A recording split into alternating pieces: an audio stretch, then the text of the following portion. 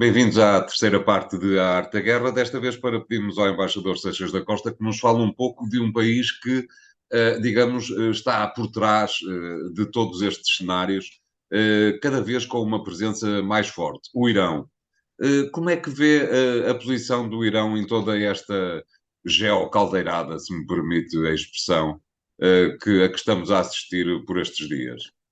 O Irão, e ainda bem que falámos agora mesmo da questão religiosa, o Irão é o titular, digamos, de uma das grandes fações do mundo islâmico, que é a fação xiita. É no Irão que está, digamos, o centro do mundo xiita. O Irão tem uma projeção externa eh, para o sul do Líbano, onde alimenta um grupo que combate Israel, que é o Hezbollah. O Irão teve uma projeção importante na Síria, durante toda a guerra civil da Síria, apoiando o governo sírio. O Irão tem uma presença, através de grupos xiitas, no Iraque. O Irão influenciou muito, e com isso o próprio país acabou por ter pagar isso, o Bahrein, onde há uma comunidade xiita importante, e o Irão é um dos titulares, digamos, da guerra no Iémen, onde defende os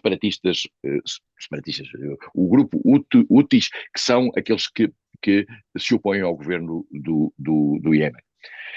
Por outro lado, verificou-se agora e constatou-se agora que o Irão é um dos grandes apoiantes do Hamas. O Hamas é curioso porque é um grupo que, sendo um grupo de essencialmente sunita, isto é, de uma obediência sunita, isto é, uma obediência que no fundo está polarizada, centrada na Arábia Saudita, portanto, e tinha o apoio do Qatar, que é um país sunita. O Hamas, como que foi a todas, isto é, foi buscar o apoio que o Irão lhe podia dar. E nós descobrimos, eu digo para grande surpresa nossa, quanto mais dos serviços secretos israelitas, que se deu conta que o Irão, que o Hamas, ao longo destes anos, digamos, abasteceu-se, não se sabe bem como, por mar, provavelmente, por ligações esquisitas, também porque a fronteira de Gaza não é assim uma coisa também tão misteriosa quanto isso, abasteceu-se de material e esta ação que o Hamas levantou agora, como aliás todas aquelas ações que têm vindo a ser feitas ao nível de rockets sobre o território de Israel, são ações financiadas, desculpa, municiadas pelo Irão, financiadas por vários países, eventualmente pelo Qatar durante muito tempo. O Irão é um ator na região que é um troublemaker. E é um troublemaker para a região, é um troublemaker para a Arábia Saudita em particular, mas curiosamente a China conseguiu aqui há uns meses, como aliás aqui assinalamos, fazer um pequeno acordo entre o Irão e a Arábia Saudita, no sentido de tentar amortecer a situação no Iémen, onde os dois países tinham, digamos, polarizavam as duas ações. Mas o Irão está sob, digamos, a atenção da comunidade internacional há muitos anos. E está sob essa atenção por virtude daquilo que é, que em primeiro lugar, que é o seu regime. O regime, lembremos-nos que a partir de 1979 é uma república islâmica muito radical, ideologicamente muito radical, teocrática, chefiada por líderes religiosos, coisa que não acontece, creio eu, em mais nenhum país islâmico, nomeadamente na área sunita. E o Irão vive, além disso, com um objetivo de ser uma potência, tem petróleo, tem gás, e o petróleo era um elemento fundamental para a sua sobrevivência no mundo. O Irão foi condicionado no plano internacional. Lembramos as contradições com os Estados Unidos, a invasão da embaixada dos Estados Unidos no Irão, os reféns, tudo isso. O Irão hoje vive sob sanções internacionais. E há muito tempo, e a sua população sofre muito sob sanções internacionais. Além disso, o Irão tem uma vocação, eu diria, nuclear e começou a enriquecer urânio, que o Irão dizia que era para fins civis, para centrais nucleares normais, e que o mundo desconfia que seja para fins nucleares militares. E por isso mesmo, e porque o Irão, e isto é uma coisa interessante, é subscritor do Tratado de Não Proliferação Nuclear, o Irão está obrigado a deixar que a Agência Internacional de Energia Atómica vá lá fiscalizar as centrais. Israel, que todos nós sabemos que tem bomba atómica, e não subscreveu o Tratado de Não Proliferação Nuclear, e, portanto, tem bomba atómica, mas ninguém lá pode ir, porque Israel não deixa. Como a Índia, que tem bomba atómica e ninguém lá pode ir, porque a Índia não deixa. E, portanto, nós estamos aqui com uma situação em que o Irão vive sob este constrangimento. Há um conjunto de países, três países europeus, a França, a Alemanha e o Reino Unido, mais os outros países membros do Conselho permanentes do Conselho de Segurança, a Rússia e a China, que se fizeram, digamos, num grupo para pressionar o Irão e para o obrigar, digamos, a reportar esse enriquecimento de urânio e a ser analisado. O Irão foge a isso quando pode, e agora, Donald Trump fez a pior asneira possível para isto, foi sair do acordo, fazer os Estados Unidos sair do acordo, o que fez com que a certa altura o Irão dissesse, então nós agora já não precisamos de ser vigiados. E, portanto, Donald Trump, que se tinha comprometido, os Estados Unidos tinham-se comprometido, de certa maneira, a levantar as sanções, a fazer um apoio ao Irão, digamos, como prémio a essa obediência às regras internacionais, o Irão sentiu-se à vontade. E como o Irão é um país extremamente imprevisível ao nível da sua reação, porque tem uma razoabilidade que está muito limitada pelas questões da natureza religiosa, nós não sabemos até onde o Irão está disposto a ir. E nesta guerra da Palestina, o Irão já deu sinais, em primeiro lugar, de que estaria disponível para continuar a apoiar quer o Hezbollah, quer também um outro grupo de que aqui não falámos, que é a Jihad Islâmica. Neste momento o Hamas é um pouco difícil que o Irão continue a apoiar o Hamas, porque não tem condições para lá chegar. Mas, de qualquer maneira, o Irão também já disse que eventualmente podia entrar no conflito. Ora, se entrar no conflito, o que é que acontece? O Irão, os Estados Unidos, como é sabido, deslocaram parte da sua frota no Mediterrâneo para as costas do Líbano e de Israel, o que significa que estarão preparados, no caso do Irão entrar, de fazer uma ação retaliatória.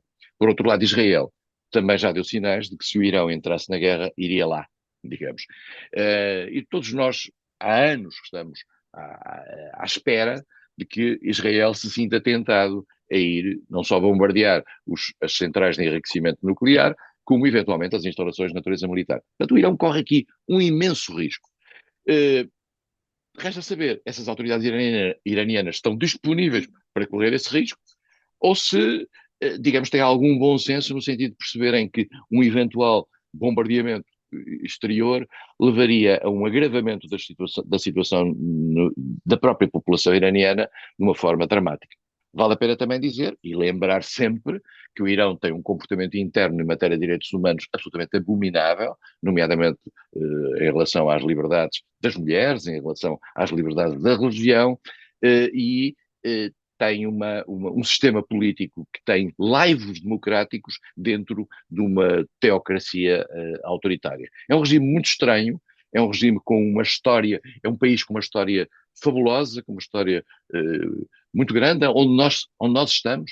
Portugal esteve na antiga Pérsia, mas é um país, neste momento, complicado neste xadrez, e seria bom, enfim, esta é a perspectiva europeia, costuma ser a perspectiva portuguesa nesta matéria, que o Irão estivesse quieto nesta guerra. Há também talvez uma questão que vale a pena analisar, embaixador, de uma forma que agradeço rápida, que tem a ver com o que é que, num cenário eventual de guerra entre Israel e o Irão, qual seria a posição da China, que é importante, nomeadamente porque pode fazer-se um paralelo entre aquilo que a forma como a China observa e responde à questão da guerra na Ucrânia. Qual lhe parece que seria a posição da China nesta eventual guerra, nova guerra?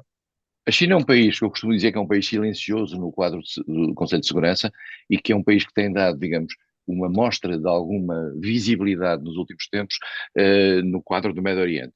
Mas se o Irão atacasse Israel, eu não acredito que a China se permitisse a qualquer tipo de ação que não fosse naturalmente de proclamatória no plano internacional. Até Não porque acredito. haveria talvez uma espécie de traição, peço desculpa por interromper, embaixador, haveria talvez, se houvesse essa guerra, uma traição ao princípio que fez com que, e a China é preponderante nessa circunstância, que fez com que o Irão se conseguisse reaproximar da Arábia Saudita. Haveria aí Verdade. uma espécie de traição, não lhe parece?